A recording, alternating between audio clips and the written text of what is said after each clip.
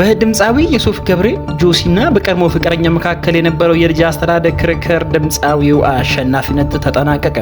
የቀድሞ የድምፃዊ ዮሴፍ ገብሬ ጆሲ እንዛውስ የፍቅር ጓደኛ ሶሲ ግርማይ ለ6 ወራት ያህል በፍርድ ቤት ሲካሄድ የቆየው የልጅ አስተዳደግ ክርክር በድምፃዊው አሸናፊነት መጠናቀቁንም በምሬት ገለጸች።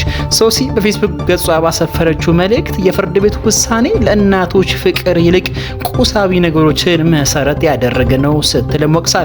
የክሱ መነሻ የምስክሮች ቃል በክርክር ወቅት ድምፃዊ በሶሲ ላይ በምሽት ክበብ ትሰራለች፣ ሱሰኛ ነች፣ ልጁን ለገንዘብ መጠየቂያ ታደርጋለች የሚሉ ክሶችን አቅርቦ እንደነበረ ሶሲ ገልጻለች። ሆኖም ግን ሶሲ ስራዋ የባልትና ውጤቶችን ማቅረብ መሆኑንም ምንም አይነት ሱስ እንደሌለባት ልጆቿ መልካም እናት መሆኗንም ጎረቤቶቿና ቤተሰቦቿን ምስክርነት በመስጠት ክሱን ማስተባበላቸውንም አስረድታለች።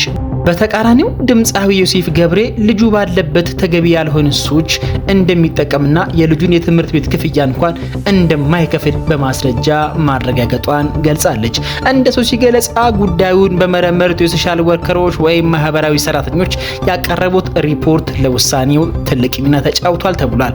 ሪፖርቱ በዋናነት ትኩረት ያደረገው በሁለት ወገኖች የኑሮ ደረጃ ላይ ሲሆን የድምፃዊ ገቢ ከሷ የተሻለ መሆኑ፣ ቤቱ ሰፊና ለልጁ የተለየ መኝታ ቤት ያለው በመሆኑ፣ መኖሪያው ቦሌ አካባቢ መሆኑና ለልጁ መጫወቻዎች መኖራቸውንም መሰረት በማድረግ ልጁ ከአባቱ ጋር እንዲያድግ ወስነዋል።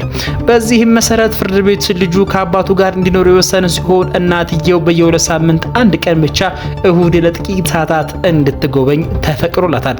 ሶሲ በሰጠችው አስተያየት ከቁስና ከቤት ከመኪና እናትነት እንደሚያንስ ሲነገርህ እንደ ማዘን ሰባሪ ነገር የለም በማለት ጥልቅ ሐዘኗንም ገልጻለች።